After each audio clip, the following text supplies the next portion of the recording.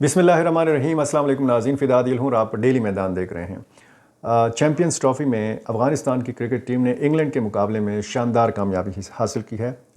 इब्राहिम ज़दरान ने इंतहाई ज़बरदस्त कारकर्दगी का मुज़ाहरा किया है, इस हवाले से बात करनी है। और अमरीकी सदर डोनाल्ड ट्रंप ने पेशकश की है पूरी दुनिया के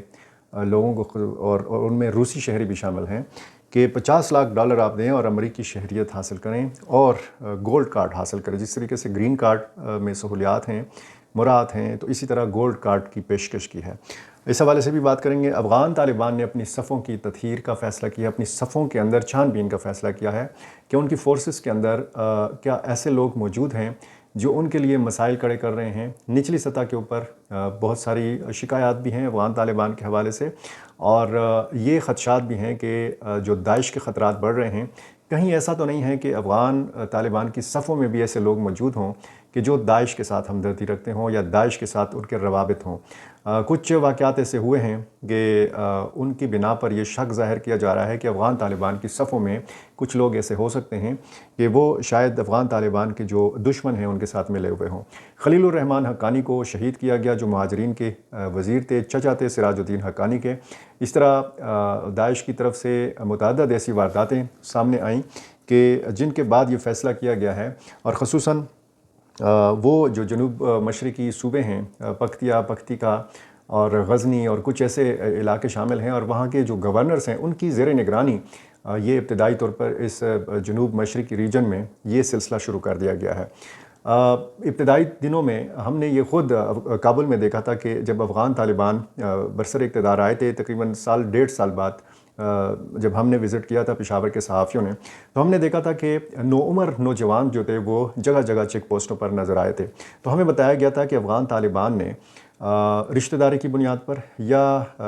कबीले की बुनियाद पर ऐसे नौजवानों को भर्ती किया है क्योंकि उनके पास अफरादी क़ुव्वत की फ़ौरी तौर पर कमी थी। पूरा अफ़गानिस्तान को कंट्रोल करना और फिर काबुल जैसे शहर को जिस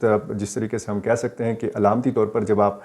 काबुल का कंट्रोल हासिल कर लेते हैं तो इसका मतलब ये होता है कि आपने अफ़गानिस्तान पर कंट्रोल हासिल कर लिया है। अब अमलन तो पूरे अफ़गानिस्तान पर कंट्रोल है अफ़गान तालिबान का, लेकिन रिसेंटली जो अमरीकी वज़ीर ख़ारजा का एक बयान सामने आया है, और वो ये है कि अफ़गानिस्तान के अंदर ऐसे इलाके मौजूद हैं कि जहाँ पर अफ़गान तालिबान का कंट्रोल नहीं है, और यहाँ पर अल-कायदा को और दाइश जैसी तंजीमों को पनपने का मौका मिल रहा है। तो ख़दशात बहुत हैं, ख़ुसूसन जब अफ़गान तालिबान ये बात करते हैं कि हमने दाइश की सरकूबी की है, दाइश अब इस काबिल नहीं है कि वो अफ़गान तालिबान के लिए बड़ा चैलेंज बन सके या अफ़गानिस्तान से बाहर किसी दूसरे मुल्क के लिए ख़तरा बन सके। लेकिन पे दर पे होने वाले जो हमले हैं, जो ख़ुदकुश हमले हैं, ख़ुसूसन ये वो हथियार है ख़ुदकुश हमलों का कि जो पहले तालिबान की तरफ से गैर मुल्की अफ़वाज के ख़िलाफ़ इस्तेमाल किया जाता था, अब वही हथियार जो है ये तालिबान के ख़िलाफ़ इस्तेमाल हो रहा है। और निचली सतह पर अगर लोगों की शिकायत हैं तो उनके इज़ाले के लिए भी ये एक सिलसिला जो है ये शुरू करने का फ़ैसला किया गया है। बाकायदा फॉर्म्स जो हैं ये फ़िल करेंगे लोग और अपना डेटा देंगे, कहाँ से अफ़गान तालिबान की सफ़ों में जो शामिल लोग हैं उनका ताल्लुक़ कहाँ से है, वो किस ख़ानदान से ताल्लुक़ रखते हैं, उनकी वल्दियत क्या है, उनके वालिदैन जो हैं ये कहाँ कहाँ पे रहे हैं, उनकी एफ़िलिएशन क्या रही है, किस कबीले से उनका ताल्लुक़ है, ये बहुत सारी चीज़ें जो है उस फॉर्म में लिखी गई हैं। तो और दूसरा, इस्लामाबाद की सफारती जो हलके हैं यहाँ पर एक तजवीज़ ज़ेर गौर है, और ये तजवीज़ अमरीकी सदर डोनाल्ड ट्रंप की तजवीज़ के बाद जो है इस पर बहस की जा रही है। अमरीकी सदर डोनाल्ड ट्रंप ने कहा है कि $50 लाख आप लाएं और अमरीकी शहरियत हासिल करें गोल्ड कार्ड के साथ। ये इन्होंने कहा है कि जो इंटरनेशनल एजेंसियों ने भी इसको रिपोर्ट किया है, आलमी मीडिया ने इसको रिपोर्ट किया है। इस कार्ड की कीमत तकरीबन $5 मिलियन है, जो तकरीबन 1 अरब 35 करोड़ रुपए बनते हैं। तो इन्होंने कहा है कि इस कार्ड के हामिल गैर मुल्की अफराद को ग्रीन कार्ड की मुराद मिलेंगी। इसके अलावा ये अमरीकी शहरियत का एक रास्ता बनने जा रहा है। अमरीकी सदर ने कहा कि मुझे लगता है कि कंपनियां लोगों को लाने के लिए अदायगियां करेंगी। मिसाल के तौर पर आप आज वार्डन स्कूल ऑफ फाइनेंस या हार्वर्ड या दूसरी जो ऐसे तालीमी इदारे हैं, यहाँ से अगर आप फ़ारिग़ तहसील हैं ہیں اور کوئی نہیں جانتا کہ آپ کسی کمپنی کے لیے کام کرنے جا سکتے ہیں یا نہیں، تو انہوں نے کہا کہ ایپل اور اس طرح کی تمام کمپنیاں جو چاہتی ہیں کہ ذہین لوگ ان کے لیے کام کریں، وہ ان لوگوں کے لیے ایک کارڈ خرید سکیں گی، یعنی کمپنیاں بھی اپنے لوگوں کے لیے کارڈ خرید سکیں گی تاکہ یہ کمپنیاں جو ہیں یا یہ جو تعلیمی ادارے ہیں یہ اپنے ساتھ امریکہ لوگوں کو لائیں، لیکن ادائیگی کر کے۔ اب یہ جو تجویز ہے، ظاہر ہے کہ اس میں جس کے پاس پیسہ ہے وہ امریکی شہریت حاصل کر سکتا ہے، جس کے پاس اربوں کروڑوں روپے ہیں اور جس طریقے سے یہ قیمت جو ہے یہ لگائی گئی ہے۔ تو ایک صحافی نے سوال کیا ہے ڈونلڈ ٹرمپ سے، انہوں نے کہا کہ روس کے جو امیر لوگ ہیں کیا یہ بھی گولڈ کارڈ کے لیے اہل ہوں گے؟ تو ڈونلڈ ٹرمپ نے جواب دیا کہ ہاں، شاید میں کچھ روسی امراء کو جانتا ہوں جو بہت اچھے لوگ ہیں، یہ ممکن ہے۔ تو اس میں کوئی قدغن نہیں ہے، یعنی روس کے جو امیر لوگ ہیں وہ بھی امریکی شہریت باقاعدہ خرید سکتے ہیں۔ اسی طرح یہ تجویز اگر پاکستان کے سفارتی حلقوں میں زیر بحث ہے تو اس حوالے سے ہے کہ اگر افغان مہاجرین کو باہر نکالا جائے پاکستان سے، ان کو اپنے وطن واپس بھیجا جائے یا کسی تیسرے ملک بھیجا جائے، تو پھر صرف ان افغانوں کو واپس آنے دیا جائے جو یہاں پر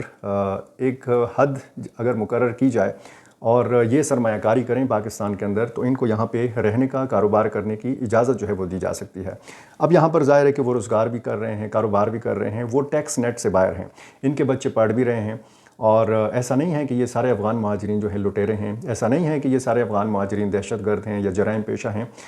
ظاہر ہے کہ جب لاکھوں کی تعداد میں ہیں، 40-45 لاکھ یا اس سے بھی کہیں زیادہ لوگ موجود ہیں، تو وہ اپنی گزر بسر کے لیے کچھ نہ کچھ کر رہے ہیں، کچھ نہ کچھ کام کوئی نہ کوئی کر رہا ہے۔ تو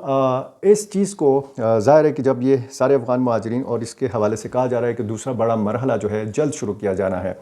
ابتدا کی جا رہی ہے راولپنڈی اسلام آباد سے، اور UNHCR نے باقاعدہ طور پر افغان مہاجرین کو آگاہ کیا تھا کہ حکومت پاکستان کا یہ فیصلہ ہے کہ آپ 28 فروری تک یہ 2 بڑے شہر جو ہیں یہ چھوڑ دیں۔ دیکھتے ہیں اس کا کیا بنتا ہے، اور یہ جو تجویز زیر غور ہے، بہت پہلے، کئی سال پہلے یہ تجویز آئی تھی کہ 50 لاکھ روپے تک کی سرمایہ کاری جو افغان شہری یہاں پہ کرے گا تو وہ یہاں پہ رہ بھی سکتا ہے، اس کو ورک پرمٹ بھی دیا جائے گا اور اس کو رہنے کی اجازت بھی دی جائے۔ ظاہر ہے کہ سرمایہ کاری کرے گا، اور اب ظاہر ہے کہ اتنے سال گزر گئے ہیں تو یہ حد کروڑوں میں مقرر کی جا سکتی ہے۔ تعلیمی ویزا دیا جا سکتا ہے، مریضوں کو ویزا دیا جا سکتا ہے، اور کچھ افغان خاندان ایسے ہیں پشاور میں ہوں یا پھر جو ابتدائی مرحلہ ہے راولپنڈی اسلام آباد میں ہوں، کہ وہ یہ سمجھتے ہیں کہ شاید یہ کوئی سنجیدہ اعلان نہیں ہے، نرمی ہو سکتی ہے حکومت پاکستان کی طرف سے۔ یہ ایک ٹیکٹکس ہے، یہ ایک طریقہ ہے افغان طالبان کو زیر دباؤ لانے کے لیے حکومت پاکستان کی طرف سے۔ اگر افغان سائٹ سے TTP کے معاملے پر کوئی رسپانس، کوئی پازیٹیو رسپانس آتا ہے تو اس فیصلے میں جو ہے وہ نرمی کی جا سکتی ہے۔ یہ صورتحال جو ہے ظاہر ہے کہ دونوں ملکوں کے لیے بہتر نہیں ہے،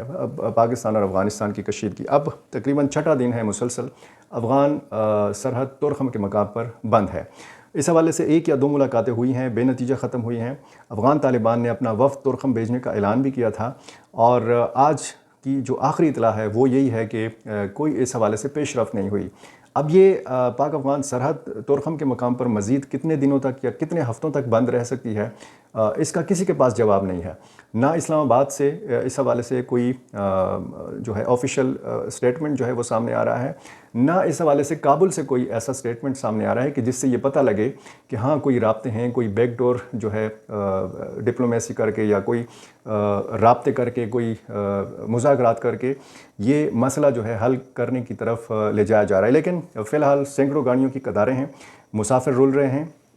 اسی طرح مریضوں کو سخت مشکل صورتحال کا سامنا ہے۔ آپ کو یہ پتہ ہے کہ یہاں پر جو افغان مہاجرین ہیں ان کی جب میت ہو جاتی ہے، ان کے ہاں جب کوئی فوت ہو جاتا ہے تو وہ اپنی میت کو ترجیح وہ ان کی یہ ہوتی ہے کہ وہ اپنے آبائی علاقے منتقل کریں، افغانستان لے جائیں۔ اب لاکھوں، 40-45 لاکھ لوگوں میں اگر کہیں میت بھی ہو رہی ہے تو وہ ادھر ہی پاکستان میں ان کو دفنا رہے ہیں۔ اسی طرح بہت سارے مریض وہاں سے آنا چاہتے ہیں، وہ پشاور، خیبر پختونخوا کے مختلف علاقوں میں علاج کرنا چاہتے ہیں، لیکن ان کو یہاں پہ آنے کی جو ایک سہولت ہے وہ ختم کر دی گئی ہے۔ آخر میں آپ کو چیمپئنز ٹرافی کے حوالے سے بتائیں کہ افغانستان نے انگلینڈ کو شکست دے کر اس کو ایونٹ سے باہر کر دیا ہے۔ یہ قذافی اسٹیڈیم لاہور میں میچ کھیلا گیا، یہ 8واں میچ تھا۔ انگلینڈ کی ٹیم 326 رنز کے تعاقب میں